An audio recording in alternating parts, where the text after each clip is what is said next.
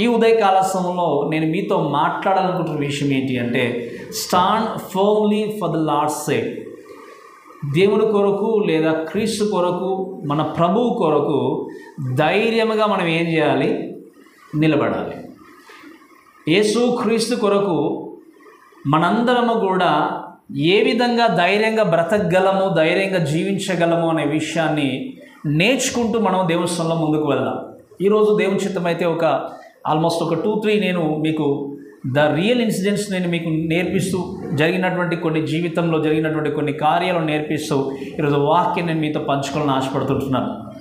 దేవుని కొరకు, యేసు క్రీస్తు కొరకు బ్రతకడం అనేది చాలా ప్రాముఖ్యమైనది. అన్నీ ఉన్నప్పుడు మాత్రమే క్రీస్తును సేవించడం మాత్రం కాదు, మన జీవితంలో మనం అనుకున్నది జరిగినా జరగకపోయినా, మనము కోల్పోయినా, ఒకవేళ ఏది మన జీవితంలో మనల్ని ఆదరించేది లేకపోయినా క్రీస్తు కొరకు నిలబడాలి, క్రీస్తు కొరకు బ్రతకాలి అని ఇక్కడ ఉన్నటువంటి ఈ జనాంగానికి కూడా, హెబ్రీలకు రాసినటువంటి ఈ పత్రికలో ఉన్నటువంటి ఈ ప్రజలకు ఆతరు రచయిత ఏం చేస్తారంటే వారిని బలపరుస్తూ యొక్క వాక్యాలు రాస్తాడు. దయచేసి మీరు దేవుని యొక్క వాక్యంలో చూస్తే, మీరు చూడండి 32వ వచనంలో చూస్తే, అయితే మీరు వెలిగింపబడిన మీదట శ్రమలతో కూడిన గొప్ప పోరాటము సహించిన పూర్వపు దినములో జ్ఞాపకము తెచ్చుకొనుడి. ఒక విధముగా చూచితే మీరు నిందలను బాధలను అనుభవించిన చేత 10 మందిలో అరటపడితిరి, మరి ఒక విధంగా చూస్తే వాటిని అనుభవించిన వారిలో పాలేవారైతారని చెప్తున్నాడు. అంటే మీరు చూడండి, దయచేసి గమనించండి.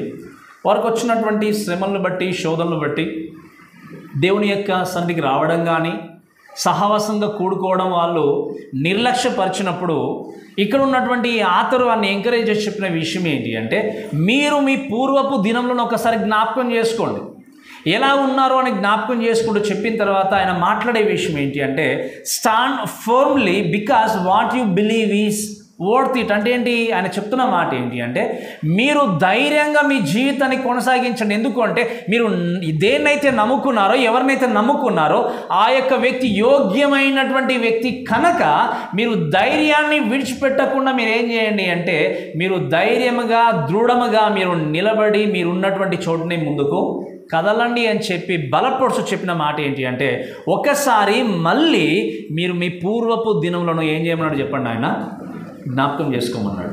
మీరు దయచేసి ప్రేమ దేవుని ఇక్కడ గమనించండి. పూర్వపు దినంలో జ్ఞాపకం చేసుకోమని చెప్పాడు. ఎందుకు చెప్పాడంటే, మీరు దేవుని యొక్క వాక్యంలో మనం ఆలోచన చేస్తే, వారు యేసుక్రీస్తును అంగీకరించిన తర్వాత రోమా ప్రభుత్వం నుండి ఎన్ని శోధనలు ఎదురైనా, ఎన్ని కష్టాలు ఎదురైనా కూడా వాళ్ళు ఏం చేశారు అంటే, ఆ శోధనలను, కష్టాలను సహించి వాళ్ళు అలానే నిలబడ్డారు. ఎన్ని కష్టాలు వచ్చినా నిలబడ్డారు, ఎన్ని శోధనలు వచ్చినా నిలబడ్డారు. అందుకే వాక్యంలో ఆయన చెప్తున్న విషయం ఏంటి అంటే, మీరు ఒకసారి వెలిగింపబడ్డప్పుడు శ్రమలతో కూడిన గొప్ప పోరాటము సహించిన పూర్వపు దినాలను మీరు ఏం చేయండి? జ్ఞాపకం తెచ్చుకోండి. ఆదిమ సంఘము శ్రమల చేత ముందుకు వెళ్తున్నప్పుడు వారందరూ కూడా స్కాటర్ అయిపోయారు. ఎక్కడికక్కడ వాళ్ళు వెళ్ళిపోయిన తర్వాత ఎక్కడ వారు వెళ్ళినా కూడా శ్రమలు వాళ్ళని ఏం చేస్తాయి అంటే, దేవుని కొరకు బలంగా నిలబెట్టడానికి వారికి దోహదం చేస్తాయి. ఎన్ని శోధనలు ఎదురైనా, ఎన్ని కష్టాలు ఎదురైనా, మీరు 1st సెంచరీలో రోమా ప్రభుత్వము ఎలా క్రిస్టియన్స్ హింసించేవారు అంటే మీరు గమనించండి. అక్కడ వారికి ఇప్పుడు మనకు థియేటర్ అంటే సినిమా థియేటర్ అని కాదు, కానీ అప్పుడు థియేటర్స్ అంటే ఏంటి అంటే, రాజుల కాలంలో ఒక గ్రౌండ్ మామూలుగా ఉంటుంది. ఒక గ్రౌండ్ మీకు తెలుసు కదా, మైదానం చుట్టూ కూడా ఒక స్టేడియం లాగా ఉన్నప్పుడు, స్టేడియంలో రాజు ప్రజలందరూ కూర్చున్నప్పుడు ఈ గ్రౌండ్లోనికి క్రిస్టియన్స్ అందరినీ కూడా పంపించేసి సింహాల యొక్క గేట్లన్నీ ఓపెన్ చేసేవారు. ఆ గేట్లు ఓపెన్ చేసిన తర్వాత అక్కడ ఉన్నటువంటి జనులందరూ కూడా కేరింతలు, సంతోషముతో వాళ్ళు గంతులు వేస్తున్నప్పుడు ఆ సింహాలు క్రైస్తవులను మొత్తం కూడా చీల్చుకొని తింటూ ఉంటే వీళ్ళందరూ కూడా చప్పట్లు కొడుతూ ఆనందించేవారు. వాళ్ళు ఎక్కడికి వెళ్ళాలో తెలియక పారిపోతున్నా కూడా, ఎక్కడ చూసినా కూడా మొత్తం కూడా వాల్సే, చుట్టూ కూడా వాల్సే, ఎక్కడ వెళ్ళడానికి లేదు.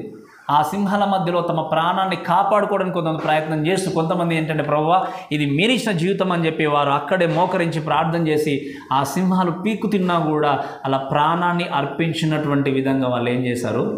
నిలబడ్డారు. ఇటువంటి దినంలో మీరు ఏం చేయండి? జ్ఞాపకము తెచ్చుకోండి అని చెప్పి వీరిను హెచ్చరిస్తూ జ్ఞాపకం చేసి చెప్పిన విషయం ఏంటి అంటే, మీరు అంతమందిలో ఏ విధంగా మీరు సాక్ష్యాన్ని కలిగి బ్రతికారో ఒక్కసారి వాటిని జ్ఞాపకం చేసుకోండి. మీకు ఎన్ని శోధనలు వచ్చినా, ఎన్ని కష్టాలు వచ్చినా, you stand for the Lord. ప్రేమదేవుల ఉదయ కలసంలో నేను మీతో జ్ఞాపకం చేసే విషయం ఏంటి అంటే, ఒకసారి దయచేసి వినండి. మీరు క్రీస్తును సొంత రక్షణగా అంగీకరించినప్పుడు ఎటువంటి విశ్వాసంతో దేవుని సన్నిధికి వచ్చారు? ఎంత నమ్మకంగా దేవునితో ఉండాలని నిర్ణయించుకున్నారు? ప్రభా, నాకు ఎన్ని శోధనలు వచ్చినా, ఎన్ని కష్టాలు వచ్చినా, నేను నా కుటుంబం మిమ్మల్ని సేవిస్తాం ప్రభా, నేను ఎన్ని కష్టాల గుండా వెళ్ళినా కూడా, నేను అనుకున్నది నా జీవితంలో నెరవేరకపోయినా కూడా ప్రభా మీతో సహవాసాన్ని కొనసాగిస్తాను అని చెప్పి ఎటువంటి నిర్ణయం తీసుకున్నారు? ఒక్కసారి జ్ఞాపకం చేసుకోండి. దేవా, నా జీవితం ఇలా ఉండేది ఒకప్పుడు. నేను నా పాపాన్ని కొనసాగించే స్థితిలో ఉన్నప్పుడు నా పాపాన్ని మీరు తీసివేసి పరిశుద్ధిగా మార్చి నా యొక్క బ్రతుకులో ఉన్న ఆర్థిక విషయంలో కావచ్చు, నా యొక్క ఆరోగ్య విషయంలో కావచ్చు, అన్నిటికంటే ప్రాముఖ్యంగా నన్ను నా యొక్క ఆత్మను విడిపించి మీ కొరకు నిలబెట్టినటువంటి ఆ గొప్ప రోజులను బట్టి, ఆ గొప్ప డేస్ని బట్టి మీకు వందనాలు ప్రభువా అని మీరు ఒక్కసారి మీ పూర్వపు దినాన్ని జ్ఞాపకం చేసుకోండి. మీ విశ్వాసం ఎలా ఉండేది అప్పుడు? మీ యొక్క దృఢ సంకల్పం ఎలా ఉండేది అప్పుడు? ఈరోజు అదే సంకల్పముతో, అదే దృఢ విశ్వాసముతో మీ జీవితాన్ని కొనసాగించలేకపోతే ఈ వాక్యాన్ని బట్టి నేను కూడా జ్ఞాపకం చేసేది ఏంటి అంటే, నీకు శోధనలు వచ్చినా, కష్టాలు వచ్చిన దేవుని కొరకు మీరు నిలబడ్డారు, అంతే కదా. ఇప్పుడున్నంత ఫ్రీడమ్ కొంచెం లేకపోవచ్చు. క్రైస్తవులు అంటే ఒకప్పుడు మీరు ఒకవేళ ఆలోచన చేస్తే ఒకవేళ కొన్ని ప్రాంతాలను బట్టి కొన్ని రకాలుగా ఉండొచ్చు. కానీ కొన్ని ప్రాంతాల్లో ఈవెన్ మేము చిన్నతనంలో ఉన్నప్పుడు కూడా ప్రార్థన చేస్తుంటే కట్టెలు పట్టుకొని వచ్చేవారు కొట్టడానికి. ఎన్నో రకాలుగా, ఎన్నో విధాలుగా మీరు మీ యొక్క జీవితంలో కూడా ఎన్నో రకాలుగా మీరు అటువంటి సిచ్యువేషన్ కూడా వెళ్ళొచ్చు. ఒకసారి మీ జీవితాన్ని జ్ఞాపకం చేసుకోండి. మీరు రక్షింపబడ్డప్పుడు మీ విశ్వాస జీవితం ఎలా ఉంది? అదే విశ్వాసంతో, అదే నమ్మకంతో, అదే దృఢ సంకల్పంతో మీ జీవితాన్ని కొనసాగించడం ఒక్కసారి జ్ఞాపకం చేసుకోండి. ఒకసారి ఫిలిపిన్ దేశంలో 1992 సంవత్సరంలో ఎంటీ ఆయన పేరేంటి అంటే ఎంటీ అనేటువంటి ఒక వ్యక్తి సువార్థికుడిగా ఉండి ఆ ఫిలిపియన్ కంట్రీలో ఉన్నటువంటి కమ్యూనిస్టు సోల్జర్స్ అంటే ఆర్మీకి ఆయన సువార్తను ప్రకటించడానికి, కొండల వ్యక్తి కూడా సువార్త ప్రకటించడానికి వెళ్ళేవాడు. ఆ ఆర్మీ ఏంటి అంటే దేవుడికి వ్యతిరేకంగా ఉండేటువంటి ఆర్మీ, ఇంకా చెప్పాలంటే ఒక టెర్రరిస్ట్గా పిలువబడేటువంటి ఆర్మీ. తాను వెళ్తూ ఆ ప్రకటిస్తున్నటువంటి సమయంలో తన నెఫ్యూ అంటే తన యొక్క అల్లుడైనటువంటి తన యొక్క సిస్టర్ యొక్క కుమారుణ్ణి తీసుకొని ఆ యొక్క మౌంటైన్స్ పైకి వెళ్ళి సువార్త ప్రకటించేవాడు. ఆ నెఫ్యూకి వయసు ఎంత అంటే 8 సంవత్సరాలు. తీసుకెళ్తున్నటువంటి టైంలో ఈ సువార్త నచ్చకపోయేది కాదు కొంతమందికి. కానీ కొంతమంది ఈ సువార్తను విన్న తర్వాత వాళ్ళు ఏం చేశారంటే ఆ ఆర్మీని వదిలేసి దేవుని చేత వాళ్ళు రక్షింపబడి మాకు ఇది సరైనది కాదు అని చెప్పి వారు ఆర్గనైజేషన్ వదిలేసి బయటకు వచ్చిన తర్వాత అక్కడ ఉన్నటువంటి ఆర్మీ వాళ్ళకు చాలా కోపం వచ్చింది. ఎందుకంటే వీళ్ళు వచ్చి వాక్యం చెప్తే ఏం చేస్తున్నారు, వీళ్ళని మార్చేస్తున్నారు అని చెప్పి ఆ యొక్క ఎంటీ యొక్క నెఫ్యూని వాళ్ళు ఏం చేస్తారు, ఒకరోజు వాళ్ళు ఏం చేస్తారంటే దొంగిలించి తీసుకుని వెళ్ళిపోయారు. ఆయన ఏం చేస్తారంటే తీసుకుని వెళ్ళిపోయిన తర్వాత మీరు చూడండి, ఒక లెటర్ పంపించారు ఎంటీకి. ఈ యొక్క వ్యక్తికి సువార్తికుడు లెటర్ ఏమని పంపించారు అంటే, నువ్వు ప్రకటిస్తున్నటువంటి సువార్తను కనుక నువ్వు ఆపకపోతే మీ అల్లుడిని లేకపోతే మీ నెఫ్యూని మేము ఏం చేస్తామో చంపేస్తాము అని చెప్పేసి ఒక లెటర్ పంపించారు.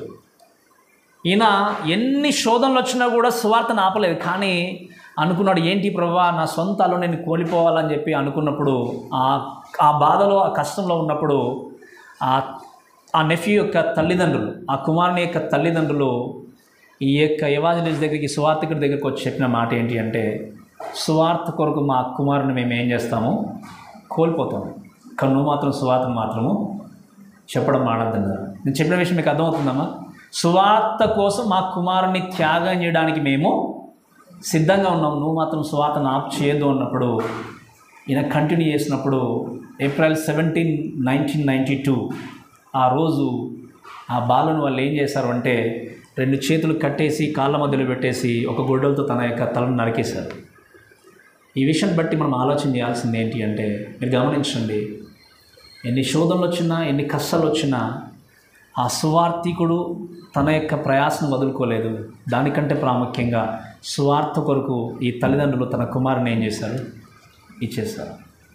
వారు చేసినటువంటి ఆ త్యాగము, వారు చేసినటువంటి ఆ పరిచర్యను బట్టి ఎంతోమంది క్రైస్తవులుగా ఆ యొక్క ప్రాంతాల్లో మార్చబడ్డారు. ఈరోజు మనకు ఒకవేళ అటువంటి పర్సిక్యూషన్ లేకపోవచ్చు, అటువంటి స్థితిలోనికి మనం వెళ్ళకపోవచ్చు. కానీ నీకు ఎన్ని శోధనలు వచ్చినా, ఎన్ని కష్టాలు ఉన్నా కూడా ఒకవేళ వాళ్ళలాగా సాక్రిఫైస్ చేయకపోవచ్చు. కానీ నీకున్నటువంటి స్థితిలోనే నీవు దయచేసి గమనించాల్సిన విషయం ఏంటి అంటే, నీకు వచ్చేటువంటి ఆర్థిక పరిస్థితులను ఈ దేవుని నుండి నిన్ను దూరం చేయకూడదు. నీకు వచ్చేటువంటి అనారోగ్య పరిస్థితులు నీ దేవుని యొక్క నీవు కలిగి ఉన్నటువంటి విశ్వాస జీవితాన్ని ఎప్పుడు కూడా దిగజార్చకూడదు. అందుకే మనం రోమపత్రికలో మనం చూస్తాం, దేవుని ప్రేమ నుండి మనం ఎడబాపేది ఏదైనా ఉన్నదా అంటాడు. అది కరువైనా, ఖడ్గమైన, హింస అయినా, బాధ అయినా ఏది కూడా మనల్ని దేవుని ప్రేమ నుండి ఎడబాపనేది. ప్రేమైన దేవుని బిడ్డలారా, ఏ ఉదయకాల్సిన దయచేసి గమనించండి. నీకు ఎదురవుతున్నటువంటి సమస్యలే కావచ్చు, సఫరింగ్స్లోనే కావచ్చు, క్రీస్తు కొరకు నువ్వు ఖచ్చితంగా మనందరం కూడా నిలబడాలి. ఈ మధ్యలో మనం కూడా వింటున్నాం, ఎన్నో పర్సిక్యూషన్స్ అక్కడిక్కడ వింటూ ఉన్నాం, మన ప్రాంతంలో కూడా జరుగుతూ ఉన్నాయి. చెప్పలేం, మన చర్చ కూడా రావచ్చు రాబోయే కాలంలో, ఎవరికి తెలియదు మనకి. కానీ క్రీస్తు కొరకు సాక్షిగా జీవించడం అనేది చాలా ప్రాముఖ్యం. అందుకే ఇక్కడ దయచేసి గమనించండి, వీళ్ళు ఇక్కడ ఉన్నటువంటి ఈ యొక్క ప్రజలందరూ కూడా వాళ్ళు ఏం చేశారు అంటే, వారు శ్రమలు అనుభవించి, వాక్యం చూస్తే ఏముంది, మీరు ఒక విధంగా చూస్తే వాటిని అనుభవించిన వారితో మీరు ఏమయ్యారు, పాలి భాగస్థులుగా మీరు ఉండి ముందుకు వెళ్ళారని దేవుని యొక్క వాక్యం చూస్తుంటున్నాం. ఎందుకు అంటే మీరు గమనించండి, ఈ క్రైస్తవులు వాళ్ళు ఏం చేస్తారంటే సంతోషముతో ఆనందముతో వారి యొక్క ఇళ్లను సహితం, ఆస్తిని సహితం కూడా కోల్పోవడానికి సిద్ధపడ్డారు. అందుకే వాక్యం చూడండి దయచేసి 34వ వచనంలో చూస్తే, ఏలనగా మీరు ఖైదులో ఉన్న వారిని కరుణించి మీకు మరీ శ్రేష్టమైన స్థిరమైనదైన స్వాస్థ్యం ఉన్నదని ఎరిగి మీ ఆస్తి కోల్పోవుటకు సంతోషముగా. అమ్మ మీరు వింటున్నారా? మీకు స్థిరమైనటువంటి ఆస్తి ఉన్నదని తెలుసుకొని మీరు ఏం చేశారు, మీ ఆస్తి కోల్పోవడానికి కూడా మీరు. అందుకే ఇప్పుడు అంకుల్ చెప్పారు సాక్ష్యము, ఆ ఐశ్వర్యము కంటే నేను ఇప్పుడు కలిగి ఉన్న ఐశ్వర్యము గొప్పది. మీరు అటువంటి జీవితాన్ని కొనసాగించిన వారు గనక ఒక్కసారి మీ పూర్వదినాన్ని జ్ఞాపకం చేసుకోండి. దేవుని కొరకు మీ ఆస్తిని కూడా వదిలేసుకొని వచ్చారు. ఈరోజు మరి మీ జీవితం ఎలా ఉంది అని చెప్పి వారిని ప్రశ్నిస్తూ ఈ వాక్యం నేర్పిస్తూ దయచేసి వినండి. వారికి చక్కగా దేవుని యొక్క వాక్యం చేత ఈ మాటలన్నీ కూడా రాస్తూ నేర్పిస్తూ ఆయన చెప్పిన విషయం ఏంటి అంటే, మీరు తప్పకుండా మీరు చేయాల్సిన విషయం ఏంటి అంటే, దేవుడు మీకు నిర్ణయించినటువంటి ఆ యొక్క స్వాస్థ్యాన్ని దృష్టిలో పెట్టుకొని ఈరోజు మీరు ఉన్న స్థితిలో మీరు ఏం చేయండి, దేవుని కొరకు నమ్మకంగా జీవించండి. అందుకే మనం ఎప్పుడు ఒక మాట చెప్తుంటున్నాము, నరకం నుండి, అగ్ని నుండి తప్పించడానికి మన ఆస్తి మనకి అక్కడికి రాదు. మన జీవితంలో ఏది కూడా ఆ నరకం నుండి, ఆ యొక్క నరకంలోనికి వెళ్ళకుండా ఏది తప్పించలేదు. ఒకవేళ క్రీస్తు హృదయపూర్వకంగా ఎరిగిన వ్యక్తి అయితే సమస్తాన్ని త్యాగం చేయడానికైనా, సమస్తము దేవుని కొరకు విడిచిపెట్టి దేవుని వెంబడించడానికి తప్పకుండా మనం ఏం చేయాలి, ముందుకు వెళ్ళాలి. అదెందుకే if you want to follow me, Yesu Kristu వాక్యంలో చూస్తాం ఒక మాట, ఎవరైతే నన్ను వెంబడించాలనుకుంటారో తను ఏం చేయాలి, తనను తగ్గించుకొని తన సిలువను ఎత్తుకొని నన్ను ఏం చేయాలి. ఇక్కడ ఏదో ఉంది, సంవత్సరానికి ఒకసారి, వారానికి ఒకసారి వాక్యం ప్రతి దినము కూడా వెంబడించాలి. ప్రభుత్వ దేవుని దయచేసి మీరు అనుకోవచ్చు, ఆలోచన చేయించి ఉండొచ్చు, అన్ని వదిలేసుకుంటే ఎలా మా జీవితం అనుకోవచ్చు. మీరు గమనించండి, నిన్ను సృష్టించినటువంటి దేవుడు నీకు ఏది కావాలో నీకంటే ఎక్కువ ఆయనకి తెలుసు.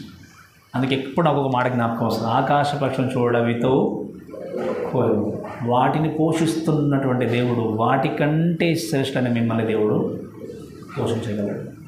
కాబట్టి ఈరోజు వాక్యం ఇచ్చిన మన అందరం కూడా ఏ విధంగా నీ యొక్క శోధనలో, సఫరింగ్లో మీరు గమనించండి, వీళ్ళు శోధనలో కూడా, సఫరింగ్లో కూడా వారు దేవుని కొరకు నిలబడ్డప్పుడు నీ కంఫర్ట్ జోన్లోనే నువ్వు ఎందుకు దేవుని కొరకు నిలబడలేకపోతున్నావు? అన్నీ అవైలబుల్గా ఉన్నాయి మనకి, కానీ కొన్ని చిన్న చిన్న విషయాలు కూడా మనం దేవుని కొరకు సాక్రిఫైస్ చేయట్లేదు. కొంచెం సమయాన్ని కూడా దేవుని కొరకు మనం సాక్రిఫైస్ చేసి దేవుని కొరకు నిలబడలేకపోతున్నాం. కానీ వీళ్ళు తమ ప్రాణాలు సైతం ఏం చేశారు చెప్పండి, దేవుని కొరకు ఇచ్చేశారు. కాబట్టి ఈరోజు వాక్యం ఇచ్చిన మన అందరం కూడా జ్ఞాపకం చేసుకోవాల్సింది ఏంటి అంటే, stand firmly because what you believe is worth it. నువ్వు నమ్మినటువంటి దేవుడు యోగ్యుడు కనుక నువ్వు తప్పకుండా ఏం చేయాలి, ధైర్యంగా దేవుని సముద్రంగా ఏం చేయాలి, నిలబడాలి. అందుకే 34లో కూడా మనం చూసిన విషయం ఏంటి అంటే, ఆయన అన్నాడు కదా, మీరు ఆస్తి కోల్పోవడానికి సంతోషంగా ఒప్పుకున్నారు కాబట్టి మీరు ఏం చేయండి, ధైర్యమును విడిచిపెట్టకూడదు, దానికి ప్రతిఫలముగా గొప్ప బహుమానము.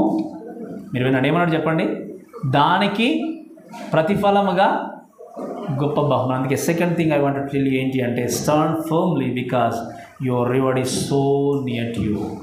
మీరు ఎందుకు దృఢంగా బలంగా నిలబడాలి అంటే, మీ కొరకు దేవుడు ఏర్పాటు చేసినటువంటి ప్రతిఫలం చాలా దగ్గరలో ఉంది, చాలా దగ్గరలో ఉంది. ఎందుకంటే మీరు గమనించండి, యేసుక్రీస్తు చాలా త్వరగా మన దగ్గరికి రాబోతున్నాడు, అంతే కదా. ఒకసారి ఒక మాట దేవుడు దయచేసి 1 పేతురుకు రాసినటువంటి పత్రిక మొదటి అధ్యాయం 3-4 వర్షాలు చదవండి దయచేసి. మొదటి పేతురు రాసినటువంటి పత్రిక మొదటి అధ్యాయం 3-4 వర్షాలు చూడండి.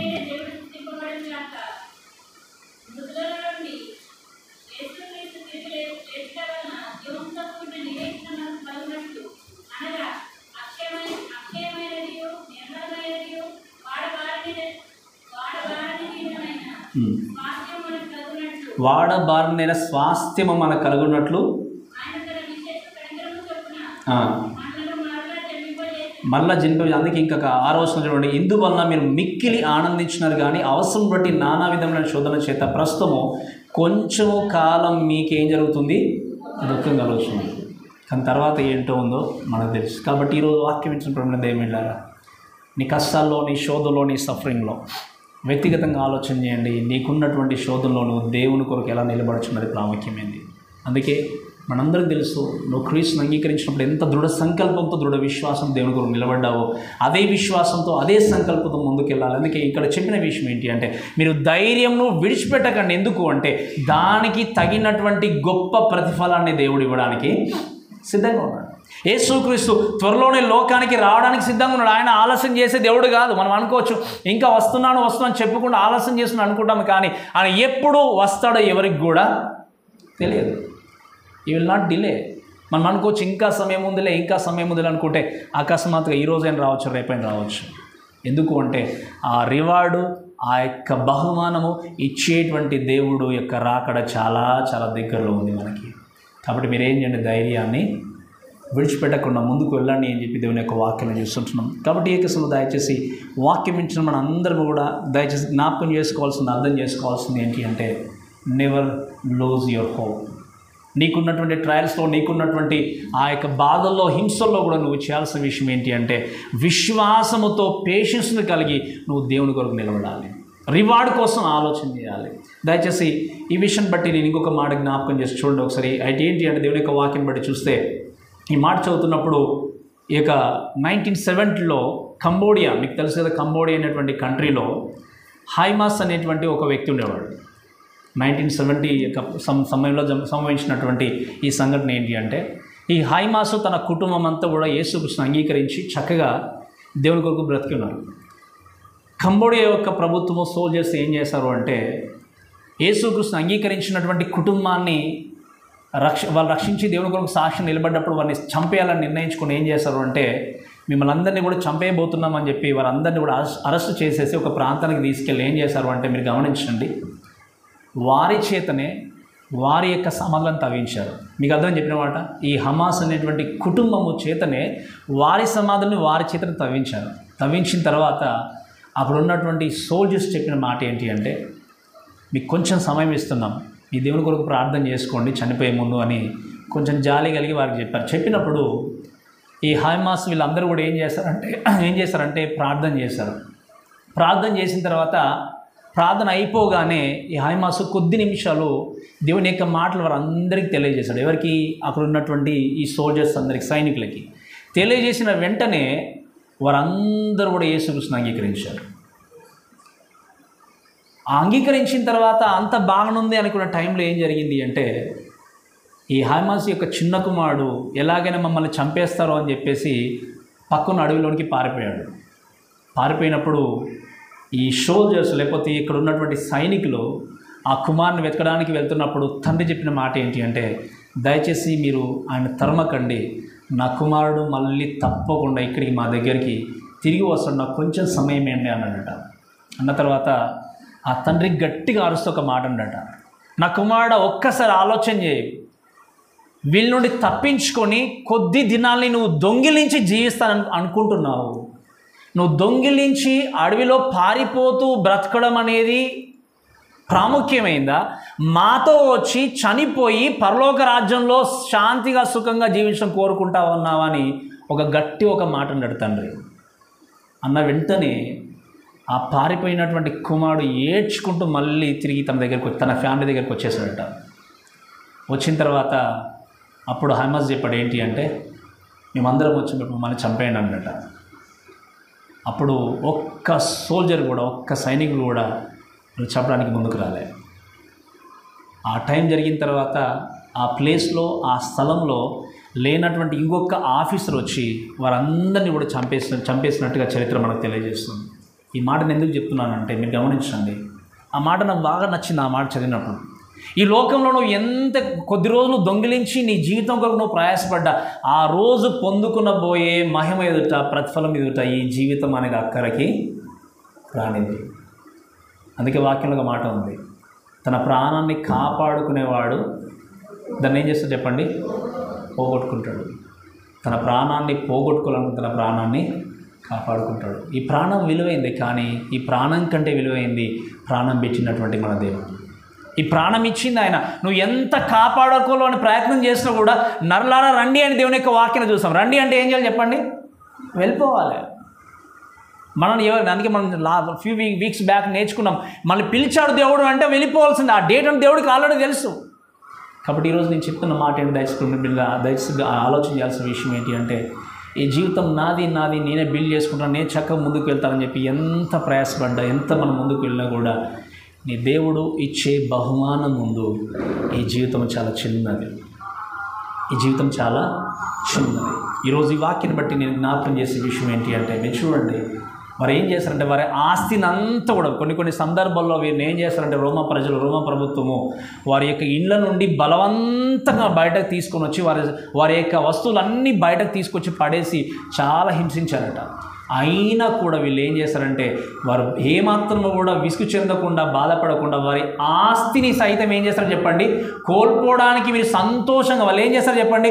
అయ్యో దేవా అని చెప్పి ఏదో బాధపడుతూ ఇవ్వలేదట. ఏం చేస్తారు చెప్పండి? వాళ్ళు సంతోషంగా ఒప్పుకున్నారు. కాబట్టి మీరు ధైర్యాన్ని విడిచిపెట్టకండి. ఎందుకు అంటే మీరు దానికి ప్రతిఫలంగా కలగబోన్నటువంటి బహుమానం మీద ఏం చేయండి? దృష్టి పెట్టండి అని చెప్పాడు. ఈరోజు వాక్యం వింటున్నప్పుడు ఏం బిడ్డారా, నీ ఆస్తే, నీకున్నటువంటి నీ సంపదే, నీకున్నటువంటి నీ బంధువర్గమే, నీకున్నటువంటి స్నేహితులే గొప్పవాళ్ళు అనుకుంటే మీరు వినండి, అదేది కూడా నీ దేవుడి కంటే ఎక్కువ కాదు. అదేది కూడా నీ దేవుడి కంటే ఎక్కువ కాదు. అందుకే అపోస్తలుడు అయినటువంటి పౌలు అంటాడు, ఎప్పుడు ఆ మాట నేను జ్ఞాపకం చేసుకుంటాను, ఆయనకు వచ్చినటువంటి శోధనను బట్టి ఒకే ఒక మాట అంటాడు, ఈ చులకని శ్రమ మాకంతకంత ఎక్కువ మహిమ భారాన్ని కలగజేస్తుంది అంటాడు. ఈ లోకంలో అందుకే నేను చెప్తా ఉంటాను చాలాసార్లు, నాకు వచ్చే శ్రమ అనేది చాలా గొప్పది అనుకుంటాం మనం, అంతే కదా? ఎవరికి వచ్చే ప్రాబ్లం వాళ్ళకి ఎక్కువ అనిపిస్తుంది. అది మనకు కొంతమంది మనకంటే డబల్ ట్రిబల్ ఎక్కువ అనుభవించిన వాళ్ళు ఉండొచ్చు, కొన్ని ఆర్థికంగా కావచ్చు, ఆరోగ్యపరంగా. కానీ ఒక్కసారి మనకు హాస్పిటల్కి వెళ్ళొస్తేనే ఇది రావద్దు ప్రభు అని అనుకుంటాం, అంటే నాలాగా ఎవరికి రావద్దు ఇటువంటి బాధ అనుకుంటాం. కొన్నిసార్లు 3 సార్లు వెళ్ళిన వాళ్ళు ఉండొచ్చు, ఒకరికి కొంత అప్పే ఉండొచ్చు, కొంతమందికి లక్షల్లో ఉండొచ్చు. కానీ మనకు కలిగే బాధ మనం ఎక్కువ అనుకుంటాం. కానీ నీ బాధను సహితము చూస్తున్నటువంటి దేవుడు మన దేవుడు.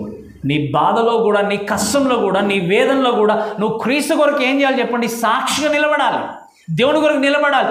ఈ యొక్క అంత్య దినాల్లో ఉన్నటువంటి మనము మన జీవితాన్ని కొనసాగిస్తున్నప్పుడు ఎంత చక్కగా డిజైన్ చేసుకొని అనుకుని మనం చూసినా కూడా మన బ్రతుకును, మన జీవితాన్ని చక్కగా నిర్మించే దేవుడు ఆయన.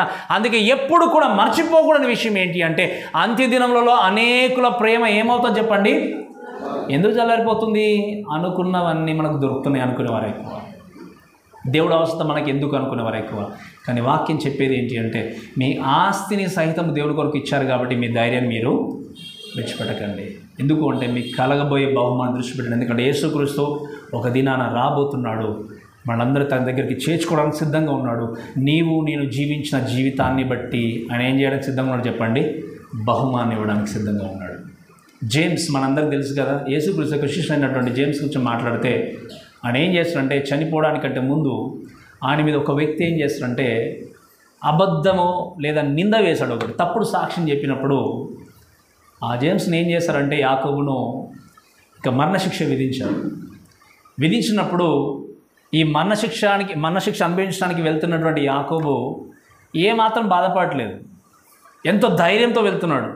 ఎవరైతే నింద మోపాడో ఈ వ్యక్తి ఆయనను చూసి ఏంటి ఇంత నింద వేసినప్పుడు ఇలా కొంచెం కూడా బాధ లేదని ఆ వ్యక్తిని తన యొక్క జీవితాన్ని అబ్జర్వ్ చేసి ఏం చేస్తాడంటే, నేను చాలా గొప్ప తప్పు చేశానని చెప్పేసి యేసుక్రీస్తు యొక్క గొప్పతనం అర్థం చేసుకుని ఏం చేశాడంటే క్రీస్తుని తెలుసుకున్న తర్వాత ఆయన తీసుకెళ్తున్నప్పుడు ఈ వ్యక్తి వచ్చి చెప్పిన మాట ఏంటంటే, దయచేసి నన్ను క్షమించండి, అనవసరంగా నిరపరాధి అయినటువంటి మిమ్మల్ని నేను పట్టించాను అని చెప్పి బాధపడుతూ ప్రాధేయపడుతున్నప్పుడు ఆ యాకోబు తన దగ్గర తీసుకొని సమాధానంగా నువ్వు జీవించు అని చెప్పి ఒక ముద్దు పెట్టాడట ఆయనకి.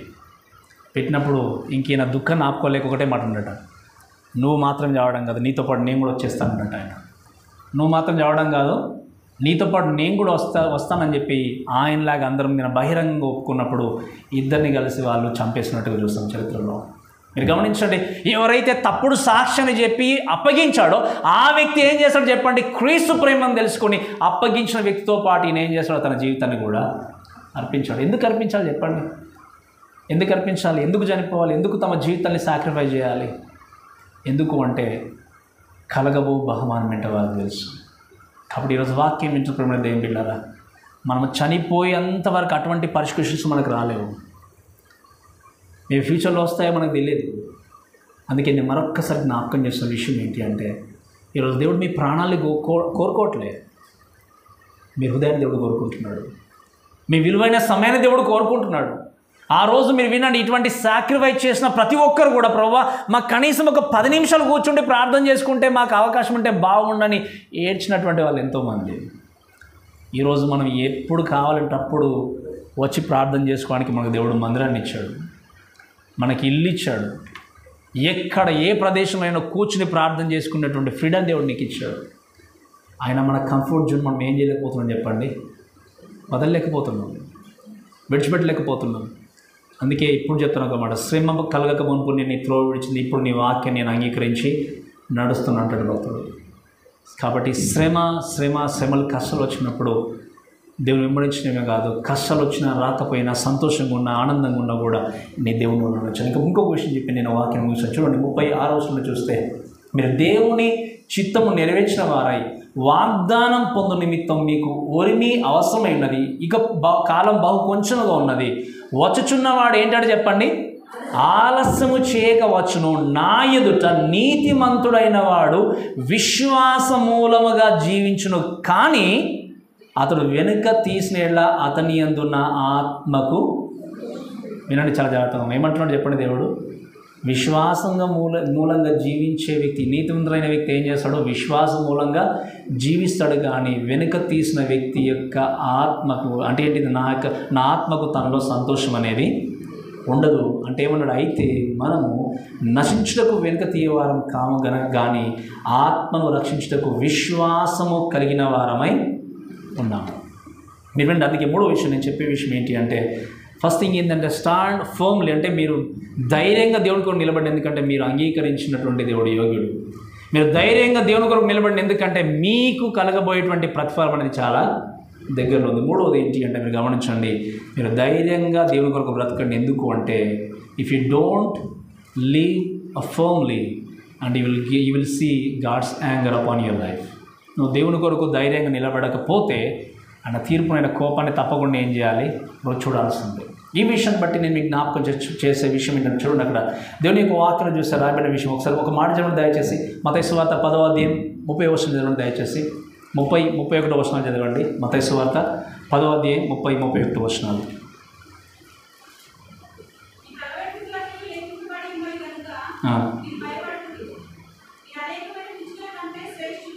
చదవండి ఇంకా.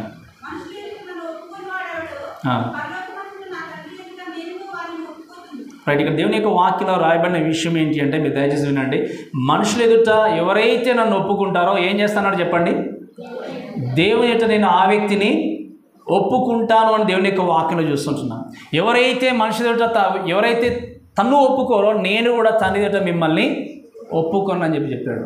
కాబట్టి మీరు గమనించిన వాక్యం రాయబడిన మాట ఏంటి అంటే, మీరు నీతిమంతుడైన వ్యక్తిగా విశ్వాసం మూలంగా జీవిస్తే అతడు ఏం చేస్తాడు, ఇప్పుడు వెనుక తీయకుండా ఉన్నట్టయితే ఉంటే నా యందు లేదా నా ఆత్మకు సంతోషం ఉండదని దేవుని యొక్క వాక్యం చూస్తుంది. కాబట్టి ఇక్కడ గమనించాల్సిన విషయం ఏంటి అంటే, యేసు క్రీస్తును అంగీకరించి దేవుని కొరకు నిలబడి ముందుకు సాగినప్పుడు నువ్వు ధైర్యంగా నిలబడకపోతే, ధైర్యంగా దేవుని కనుక ఒప్పుకోకపోతే, దేవుడు చెప్తున్న మాట ఏంటి అంటే, నా తండ్రి ఎదుట మిమ్మల్ని నేను ఏమాత్రం కూడా ఒప్పుకున్నాడు. అందుకే మనం మత్తయి సువార్తలో చూస్తాం, ప్రభువా ప్రభువా అని పిలిచే ప్రతి వ్యక్తి కూడా పరలోక రాజ్యానికి కానే కాదు.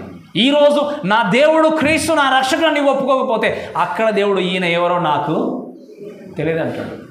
అందుకే గమనించండి, మీరు మీ జీవితంలో ఎన్ని శోధనలు వచ్చినా, ఎన్ని కష్టాలు వచ్చినా, ఎన్ని శ్రమల గుండా ನೀವು వెళ్ళినా కూడా మీరు దయచేసి గమనించండి, should always stand for your God. మీకు నిజంగా శోధనలు రావచ్చు, కష్టాలు రావచ్చు, మిమ్మల్ని భయపెట్టవచ్చు, మిమ్మల్ని నిజంగా థ్రెటన్ చేయొచ్చు, కానీ దేవుణ్ణి మాత్రం ఎప్పుడు కూడా దూషించడానికి వీల్లేదు. సంఘమైన బయటని ఎక్కడ కూడా నువ్వు జీవించినా, నువ్వు దేవస్థానంలో ఈ యొక్క సంఘటనలన్నీ చూసి, ఈ యొక్క సాక్షులన్నీ చూసి, ఈ యొక్క శ్రమలను చూసి నువ్వు ధైర్యంగా దేవుని కొరకు నిలబడాలి.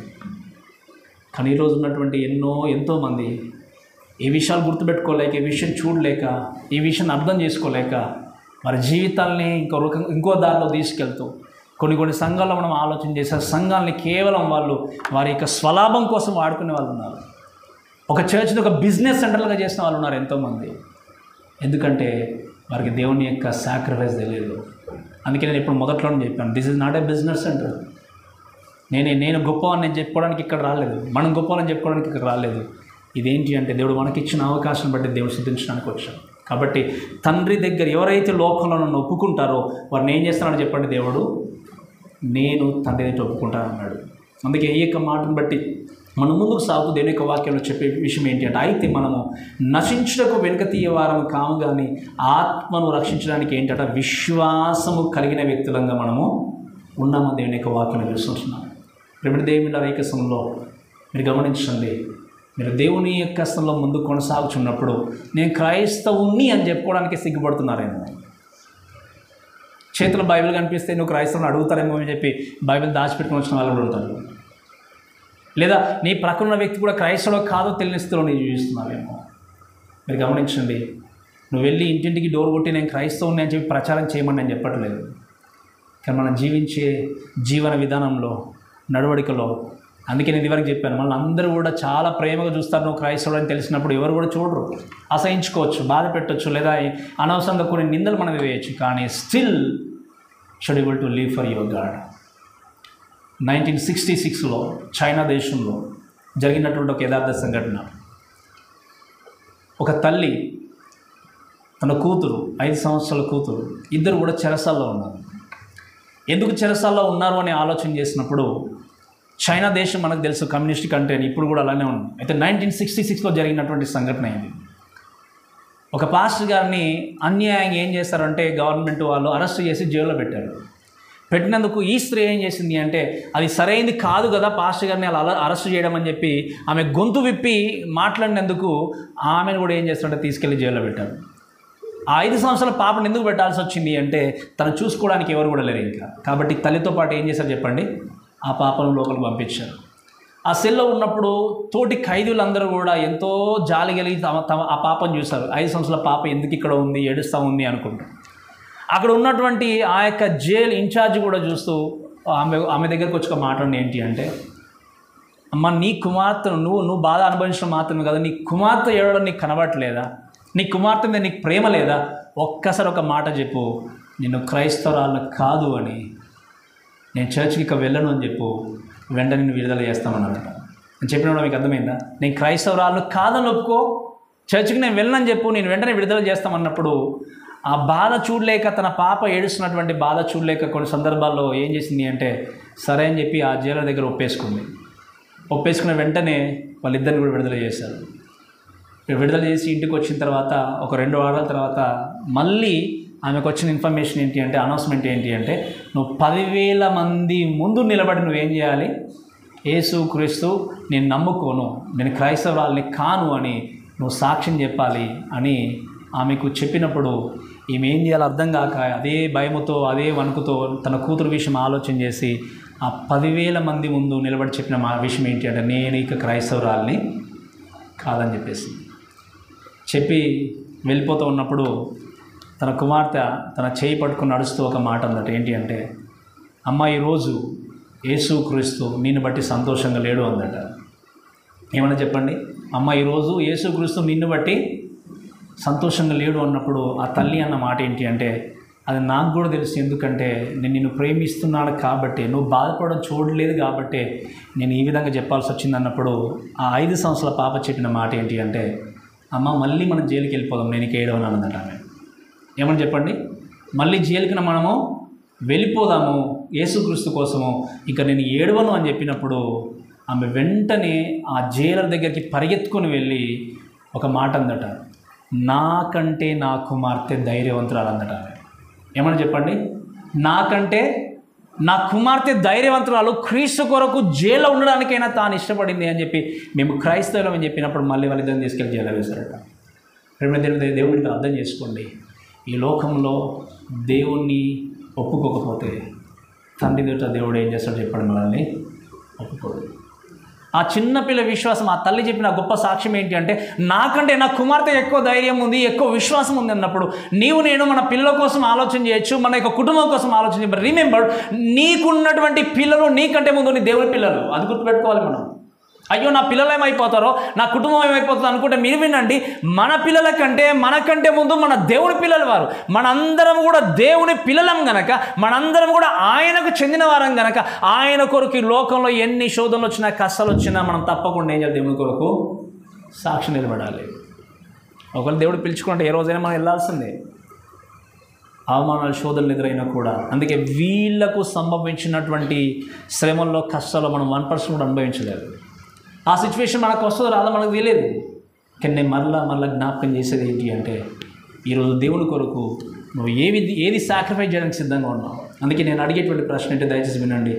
నీకున్నటువంటి ఈ స్థలంలోనే, లేకపోతే ఈ పరిస్థితుల్లోనే దేవుని కొరకు ధైర్యంగా నిలబడేటువంటి ఆ ధైర్యాన్ని, ఆ దృఢనిశ్చయాన్ని నువ్వు కలిగి ఉండకపోతే నువ్వు దేవుణ్ణి ఏమాత్రం కూడా మహిమపరచలేవు. ఒకవేళ ఈ లోకంలో ఉన్నటువంటి ఎన్నో రకాలైనటువంటి విషయాలు నేను ఇన్ఫ్లుయెన్స్ చేయొచ్చు, ప్రేరణ కలిగించవచ్చు. ఈ సెక్యులర్ వరల్డ్లో ఆల్వేస్ మెనీ థింగ్స్ ఇన్ఫ్లుయెన్సెస్, అంతే కదా. మనల్ని ఏం చేస్తే ఎప్పుడు కూడా ప్రేరణ కలిగిస్తే ఇలా ఉండాలి, అలా ఉండాలని చెప్పి మనుషులు కావచ్చు, ఏదైనా కావచ్చు. నేను ఈరోజు అడుగుతున్నటువంటి ప్రశ్న, దయచేసి ఈ వాక్యం బట్టి నేను అడుగుతున్నటువంటి ప్రశ్న ఏంటి అంటే, are you willing to give up your reputation? నాకు గొప్ప పేరు కావాలి అనుకుంటే గొప్ప పేరును వదిలేయండి. లోకంలో నీ క్రీస్తు కొరకు మనుషుల దృష్టిలో నువ్వు గొప్పగా కనబడంటే ఆ పేరుని విడిచిపెట్టండి. నీ గొప్ప పేరు నేను పరలోక రాజ్యానికి తీసుకెళ్ళదు. ఈరోజు చూస్తాం, ఎన్నో క్రూసైడ్స్ చూస్తాం, ఎన్నో సంఘాలు చూస్తాం. ఏ విధంగా ఎక్కడ చూసినా కూడా ఈ వ్యక్తి వచ్చి ఈయన పొగడాలి, ఆయన వెళ్ళి ఈయన అప్పుడే చప్పలు కొట్టి వెళ్ళిపోయారు. వాక్యం ఏమి వింటామో ఎవరికి అర్థం కాదు. వదిలేయండి. అందుకే are you willing to leave your reputation? Are you willing to leave your friends, those who will not lead you to Christ? ఈరోజు వాళ్ళగా మన ప్రాణాలు అడుగుమని ఎవరైనా దేవుడు ఇక్కడికి వచ్చి ఎవరు మనల్ని ఫోర్స్ చేయట్లేదు. కానీ నేను అడిగే ప్రశ్న ఏంటి, వాక్యం ద్వారా చెప్తున్న విషయం ఏంటి అంటే, నువ్వు క్రీస్తు కొరకు నీ యొక్క పేరును సహితము, నీ యొక్క పలుకుబడిని సహితము వదిలేయడానికి సిద్ధంగా ఉన్నావా? అయ్యో అలాగే పాస్టర్ గారు, నేను పెద్ద వ్యక్తిని సొసైటీలో, నన్ను వదిలేయమంటే ఎలా, నేను లేకపోతే ఎలా అనుకుంటే మీరు వినండి, నీ పేరు కంటే, నీ హోదా కంటే నీ దేవుడు నీకు ముఖ్యం. ఈ హోదాతో పేరుతో మహా అయితే 100 సంవత్సరాలు బ్రతుకుతామేమో. తర్వాత ఎక్కడికి వెళ్ళాలి చెప్పండి? గట్టిగా చెప్పాలి, ఎక్కడికి వెళ్ళాలి చెప్పండి? 70 బ్రతుకుతామా, 80, 100, ఇంకా 100 కంటే దేవుడు ఆశిస్తే 120 బ్రతకొచ్చు, మేబీ అనుకుందాం, 110 బ్రతకొచ్చు అనుకుందాం. ఆ రెప్యుటేషను, ఆ పేరు ప్రాఖ్యతను శాశ్వతంగా మోసుకెళ్ళలేవు. నీకున్నటువంటి నీ ఫ్రెండ్స్ను కూడా, ఒకవేళ నీవు నిజంగా నా ఫ్రెండ్స్ కోసమో, నా సర్కిల్ కోసమో, నా యొక్క స్టాఫ్ కోసమో, లేకపోతే నా యొక్క కొలీగ్స్ కోసమో అనుకోడు నీ జీవితాన్ని కొనసాగిస్తే, nobody will come with you when you die. నువ్వు మరణించిన సమయంలో నీతో పాటు ఎవరు కూడా రాలేరు. నీవు కట్టుకున్న భార్య రాలేదు, నువ్వు కట్టుకున్న భర్త రాలేడు, నీ పిల్లలు రాలేరు, ఎవరు కూడా రాలేరు. నువ్వు వెళ్ళాల్సింది ఒంటరిగానే వెళ్ళాలి. ఒంటరిగానే లోకానికి వచ్చావు. చెప్పండి వాక్యం, అంతే కదా. మనం పాడతాం, ఈరోజు చనిపోయాం, పరదేశమో ప్రియులారా అనే పాట మనం పాడుకుంటాం. ఒంటరిగానే లోకానికి వచ్చాము, ఒంటరిగానే ఏం చేయాలి చెప్పండి? లోకాన్ని విడిచిపెట్టి వెళ్ళిపోవాలి. కాబట్టి ఈ వాక్యంలో ఒక మాట, చివరిగా ఆయన అన్న మాట ఏంటి అంటే, మనము నశించుటకు వెనుక తీయవారము కాము, కానీ ఆత్మను రక్షించుటకు విశ్వాసము కలిగిన వారమై ఉన్నాము.